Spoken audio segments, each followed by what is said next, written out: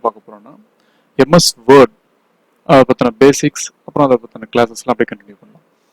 MS word first எப்படி அதை file open பண்ணணும்னா ரைட் கிளிக் பண்ணி just right click new and MS word just இதை நம்ம ஓப்பன் பண்ணுறோம். ஓப்பன் ஆகுது. இப்போ இது பார்த்தீங்கன்னா மேலே இருக்கிறது தான் வந்து குவிக் அக்சஸ் டூல் பார். இந்த சேவ், இந்த ஏரோ மார்க் அதெல்லாம் இருக்குல்ல, அது வந்து குவிக் அக்சஸ் டூல் பார். இது வந்து நமக்கு வந்து நம்ம எம்எஸ் வேர்டோடைய நேம் வந்து இங்கே இருக்கும்.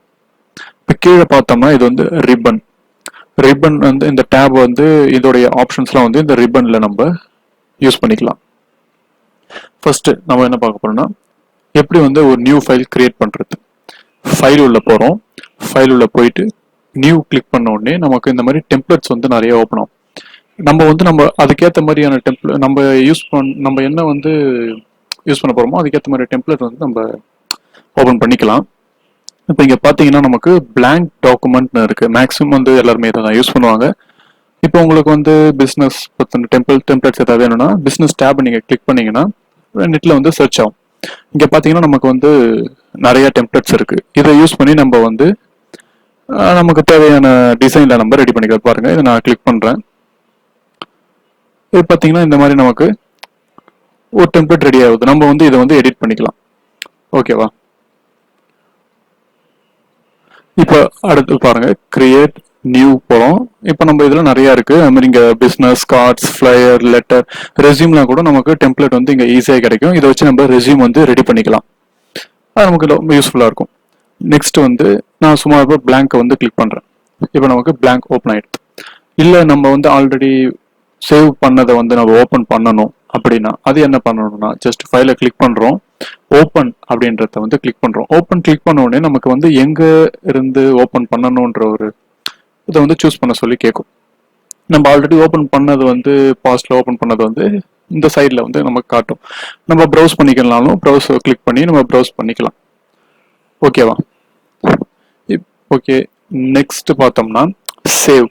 இப்போ இந்த சேவ் ஆப்ஷன் எதுக்குன்னா நம்ம இப்போ எடிட் பண்ற டாக்குமெண்ட்ஸை சேவ் பண்றதுக்கு இந்த சேவ் ஆப்ஷன் கொடுத்துக்கலாம். சேவர்ஸ்ன்றது எதுக்குன்னா நம்ம வந்து வேற நேம்ல எதுலையா சேவ் பண்ணோம்னா சேவர்ஸ் கிளிக் பண்ணிட்டு நமக்கு எங்க வேணும்ன்றது. இப்போ நான் டெஸ்க்டாப் கிளிக் பண்றேன். டெஸ்க்டாப் கிளிக் பண்ண உடனே இங்க பாத்தீங்கன்னா நமக்கு வந்து சேவர்ஸ் டைப் வந்து காட்டும். இதுல பார்த்தோம்னா நிறைய டைப்ஸ் இருக்கு. நமக்கு வேர்ட், மேக்ரோ, எனபிள் டாக்குமெண்ட், நம்ம பிடிஎஃப் கூட சேவ் பண்ணலாம். வேர்டை வந்து நம்ம பிடிஎஃப் சேவ் பண்ணலாம். இந்த ஆப்ஷன் பார்த்தோம்னா மைக்ரோசாஃப்ட் 2007ல கிடையாது, அதுக்கு அடுத்தது எல்லா இடத்துலயுமே கொண்டு வந்திருக்காங்க இந்த ஆப்ஷன் நமக்கு. இதை வச்சு நம்ம வந்து ஈஸியா வந்து ரெஸ்யூம்ல வந்து பிடிஎஃப் சேவ் பண்ணி நம்ம பிரிண்ட் எடுத்துக்க முடியும். ஓகேவா?